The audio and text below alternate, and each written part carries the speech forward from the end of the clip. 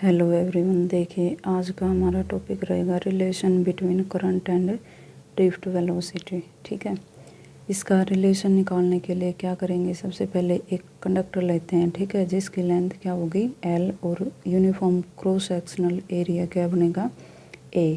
ठीक है, तो वॉल्यूम क्या बनेगा एरिया इंटू लेंथ। अगर मान लिया n नंबर डेंसिटी है स्मॉल m, नंबर डेंसिटी कैसे निकालते हैं, नंबर डेंसिटी होती है number of free electrons per unit volume. एक यूनिट वॉल्यूम के अंदर कितने फ्री इलेक्ट्रॉन्स फ्लो कर रहे हैं उसको क्या बोलते हैं, नंबर डेंसिटी। ठीक है, number of free electrons per unit volume of the conductor.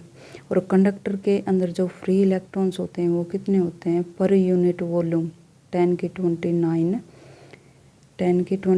Electrons. ठीक है, अब मान लिया कंसिडर करते हैं हम ये वाला क्रॉस सेक्शन एरिया, इसमें से कितने नंबर ऑफ इलेक्ट्रॉन्स फ्लो करते हैं dt टाइम के अंदर। ठीक है, dt टाइम के अंदर कितने फ्री इलेक्ट्रॉन्स क्या करेंगे फ्लो। अब देखो ये वाले जब एंटर करेंगे ये वाले इलेक्ट्रॉन्स, तो dt टाइम के बाद ये वाले यहाँ पे पहुँच जाएंगे, पीछे वाले यहाँ पे आ जाएंगे, उससे पीछे वाले यहाँ पे आ जाएंगे। तो इस क्रॉस सेक्शन एरिया में से कितने number of free electrons dt time के अंदर क्या करते हैं, इसको पास करते हैं, तो वो कितना होगा। ठीक है, तो उसी को निकालने के लिए क्या करेंगे, अब चार्ज निकालते हैं, कितना चार्ज इसमें से पास होगा डी क्यू देखिए कैसे आएगा, नंबर ऑफ इलेक्ट्रॉन्स या free electrons into charge on one electron. ठीक है, अब एक इलेक्ट्रॉन के ऊपर जितना चार्ज है वो, और जितने नंबर ऑफ इलेक्ट्रॉन्स इस एरिया में से पास हुए हैं, जैसे 5 इलेक्ट्रॉन पास होते हैं तो क्या करेंगे, चार्ज कितना होता है इलेक्ट्रॉन के ऊपर 1.6 इंटू 10 के -19 कूलम। ठीक है, उसको 5 से क्या कर देंगे मल्टीप्लाई। अब देखो जितने नंबर ऑफ इलेक्ट्रॉन्स यहाँ से क्या कर रहे हैं पास कर रहे हैं, तो क्या बनेगा नंबर ऑफ फ्री इलेक्ट्रॉन्स। अगर नंबर डेंसिटी से निकाले तो क्या बनेगा, ये वाला जो कैपिटल N है ना, इसकी वैल्यू क्या बनेगी N इंटू वी, और V क्या है एरिया इंटू लेंथ क्या ले लेंगे DL, dt टाइम के लिए DL। ठीक है, इस क्रॉस सेक्शन एरिया की लेंथ है DL, तो एरिया इंटू DL।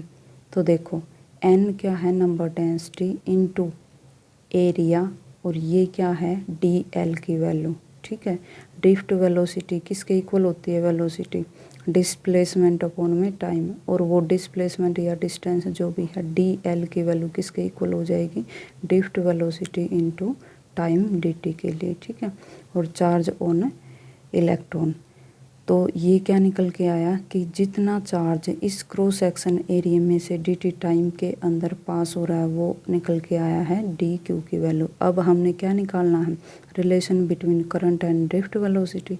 तो करंट क्या बनेगा dq अपॉन में dt। ठीक है, तो यहाँ से जब देखेंगे तो dt को उठा के इस साइड लेके आओगे तो क्या बनेगा dq अपॉन में dt, और जो इस तरफ जो वैल्यू बचेगी वो ये वाली बचेगी VDENA।